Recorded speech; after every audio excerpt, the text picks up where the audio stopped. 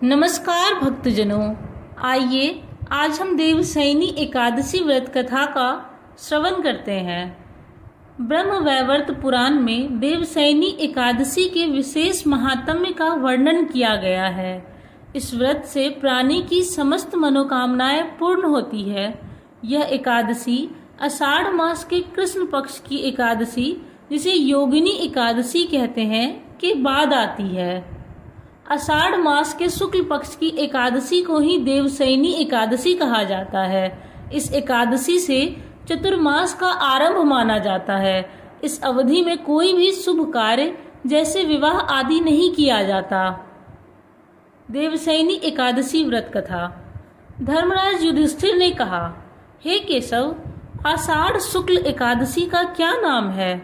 इस व्रत के करने की विधि क्या है और किस देवता का पूजन किया जाता है? श्री कृष्ण कहने लगे कि हे युधिष्ठिर, जिस कथा को ब्रह्मा जी ने नारद जी से कहा था वही मैं तुमसे कहता हूँ। एक बार देवर्षि नारद जी ने ब्रह्मा जी से इस एकादशी के विषय में जानने की उत्सुकता प्रकट की।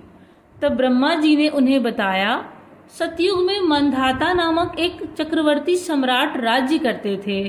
उनके राज्य में प्रजा बहुत सुखी थी, किंतु भविष्य में क्या हो जाए यह कोई नहीं जानता। अतः वे भी इस बात से अनभिज्ञ थे कि उनके राज्य में शीघ्र ही भयंकर अकाल पड़ने वाला है। उनके राज्य में पूरे 3 वर्ष तक वर्षा न होने के कारण भयंकर अकाल पड़ा। इस अकाल से चारों ओर त्राही त्राही मच गई। धर्म पक्ष के यज्ञ, हवन, पिंडदान, कथा, व्रत आदि में कमी हो गई। जब मुसीबत पड़ी हो तो धार्मिक कार्यों में प्राणी की रुचि कहाँ रह जाती है। प्रजा ने राजा के पास जाकर अपनी वेदना की दुहाई दी। राजा तो इस स्थिति को लेकर पहले से ही दुखी थे। वे सोचने लगे कि आखिर मैंने ऐसा कौन सा पाप कर्म किया है जिसका दंड मुझे इस रूप में मिल रहा है। फिर इस कष्ट से मुक्ति पाने का कोई साधन करने के उद्देश्य से राजा सेना को लेकर जंगल की ओर चल दिए। वहां विचरण करते करते एक दिन वे ब्रह्मा जी के पुत्र अंगिरा ऋषि के आश्रम में पहुंचे और उन्हें साष्टांग प्रणाम किया। ऋषिवर ने आशीर्वचनोपरांत कुशल क्षेम पूछा। फिर जंगल में विचरने व अपने आश्रम में आने का प्रयोजन जानना चाहा। तब राजा ने हाथ जोड़कर कहा, महात्मन, सभी प्रकार से धर्म का पालन करता हुआ भी मैं अपने राज्य में दुर्भिक्ष का दृश्य देख रहा हूँ। आखिर किस कारण से ऐसा हो रहा है? कृपया इसका समाधान करें। यह सुनकर महर्षि अंगिरा ने कहा, हे राजन, सब युगों में यह सबसे उत्तम सतयुग है। इसमें छोटे से पाप का भी बड़ा भयंकर दंड मिलता है। इसमें धर्म अपने चारों चरणों में व्याप्त रहता है।